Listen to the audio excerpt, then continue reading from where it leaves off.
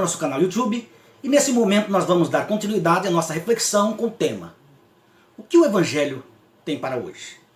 E o versículo que nós vamos ler é Mateus capítulo 5, versos de número 48, que diz assim: Sede vós, pois, perfeitos, como é perfeito o vosso Pai que estás no céu.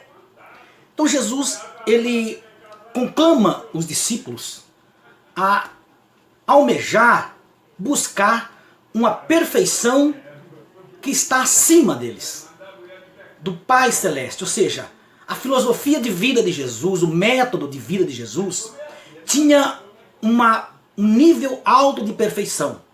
Porque a ética de vida de Jesus, ela unia a dimensão tanto física do fazer, quanto a não física do desejar.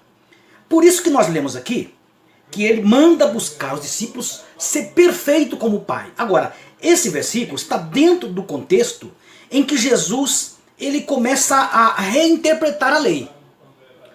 E aí, no capítulo 5, você verá, em muitos dos versículos, que eu vou citar alguns, como está escrito. Olha, no verso de número 23, ouviste o que foi dito aos antigos, não matarás. Aí ele diz, eu porém vos digo. Aí ele vem no 27 e diz, ouviste o que foi dito, eu porém vos digo, no 28. E aí ele continua, no 34, também foi dito, no 30, eu porém vos digo, no 35. Ele continua dizendo, ouviste o que foi dito, eu porém vos digo. E ele continua no capítulo, ele vai até os versos 38, 39, ouviste o que foi dito, eu porém vos digo. No 43 ele diz de novo, ouviste o que foi dito, 44, eu porém vos digo. E aí ele encerra no verso de número 48, exortando os discípulos a serem perfeitos. Então você veja que Jesus não está dizendo, leste o que está escrito, eu porém vos escrevo. Não, ele diz, ouviste o que foi dito? Ou seja, ouviste como interpretaram a lei? Eu, porém, vou lhes dar uma nova interpretação. E aí Jesus começa a mostrar que a religião dominante da época, do farisaísmo, do judaísmo, queriam cumprir a lei na sua íntegra, na sua totalidade. E o versículo o texto na qual eles estavam firmados a sua crença, é em Deuteronômio capítulo 6, versículo 4 ao 6.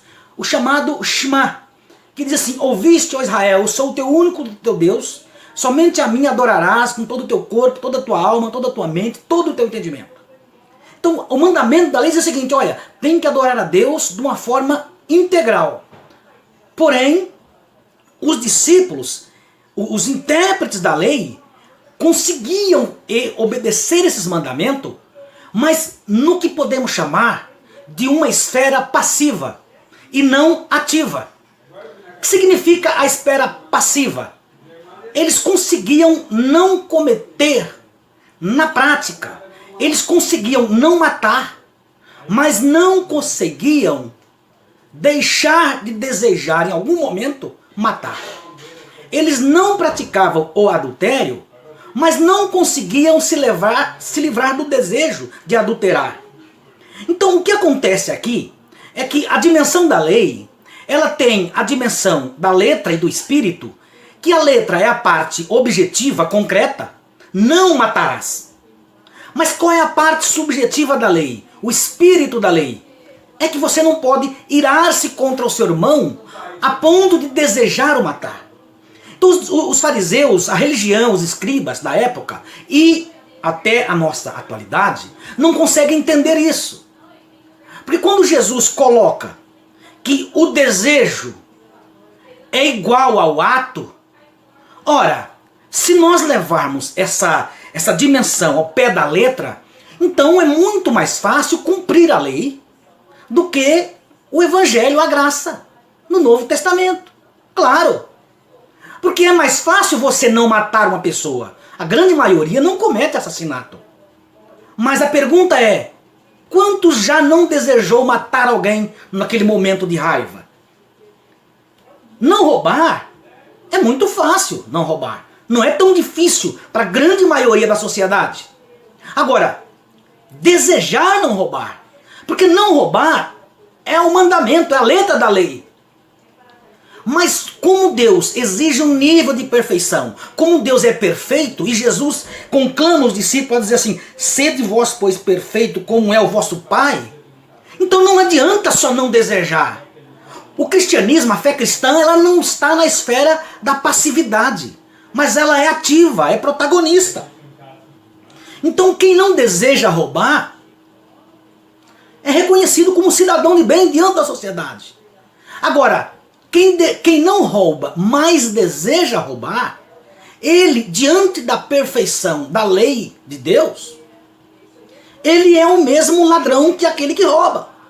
Então o que Jesus está querendo aqui no Evangelho, no Sermão do Monte, é mostrar para os fariseus que diante de Deus não existe melhor.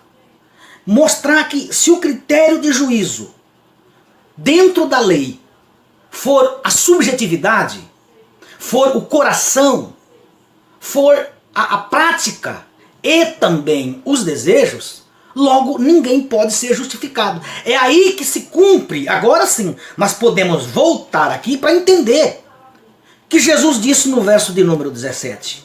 Ele falou, não cuideis que eu vim destruir a lei. Não vim abolir, mas eu vim cumprir. Por quê? Porque Jesus é aquele que quando estava sendo morto na cruz, não desejou a morte daqueles que o matavam. Essa é a diferença. Não adianta você não ferir o outro. É preciso não desejar ferir o outro. Se você não ferir o outro, você cumpre a letra da lei. Mas se você desejar ferir o outro, você quebra o espírito da lei. E dentro do juízo da perfeição divina, tanto quem quebra a letra quanto quem quebra o espírito estão condenados diante da lei. Por isso que Jesus disse, eu vim cumprir a lei. Eu tenho um alvo para vocês, um ideal. Qual é o ideal? Sede perfeito como o vosso Pai Celeste é. Ou seja, a perfeição divina inclui não só fazer, mas como desejar. Não só ser passivo nas ações negativas, mas também não desejar ativamente fazer aquilo que não faz. Essa é a dinâmica do Evangelho, do Espírito e da lei.